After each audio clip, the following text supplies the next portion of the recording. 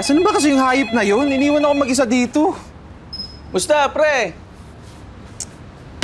Saan ka ba nang galing, ha? Ang dami pa nating tatapusin dito, oh. Galing ako kay bossing, pre. Nagkukumpleto kasi ako ng requirements. Natanggap ako sa barko. O sa akin, di ka magpapaalam? Ba't ako magpapaalam sa'yo, pre? Nagpaalam na ako kay bossing. Ayos ka. Tsaka kasalanan mo rin yan, pre. Lahat ng mga dumadating dito, sinisimulan mo lang, hindi mo natatapos. Paano pag nagsawa ka, pinagliliban mo yung trabaho? Lilipat ka sa iba. Pre, nakita mo lahat yan?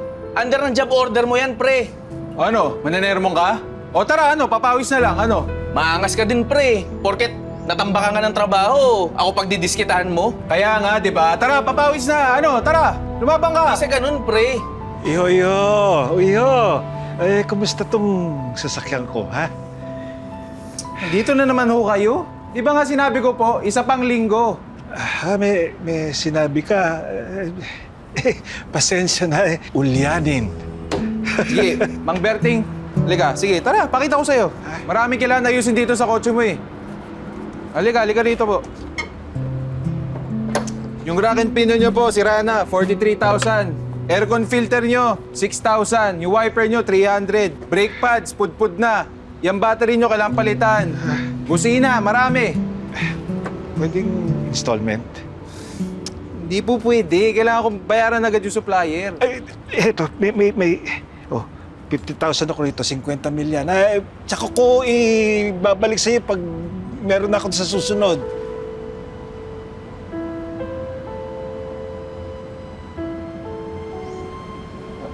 Sigurado ba kayo? Ayaw nyo na lang bumili ng bago? Iho, itong kotseng ito ang gusto ko. Maghihintay ako hanggang sa magawa mo siya. Di po kayo ng isang araw to, Mang... Berting. Balik na lang po kayo. Marami pang gagawin, eh. Ay, siya. Sige.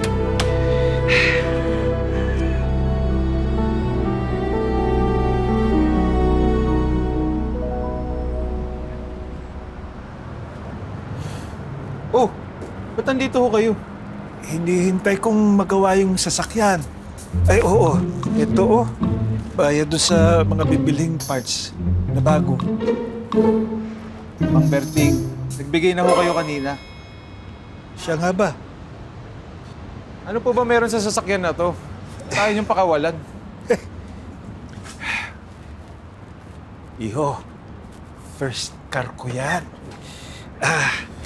Inipon ko nung working student ako. Tapos, kasama ko yan nung nagja-job hunting ako. Tapos, nung nililigawan ko si Mrs., dinadrive ko yan mula Muntinlupa, punta sa kanya, sa Caloocan. Pasagot ko lang. At dito, ipinanganak ni Mrs. yung panganay naming anak. Hindi kami umabot sa ospital dahil sa traffic. Ginamit din ito ng anak ko bilang bridal car nung kinasal siya. At ginagamit ko rin ito paghatid sundo sa apo ko. Nung maliit pa siya at pumapasok sa kinder. Ganun po ba? Balikan niyo na lang po.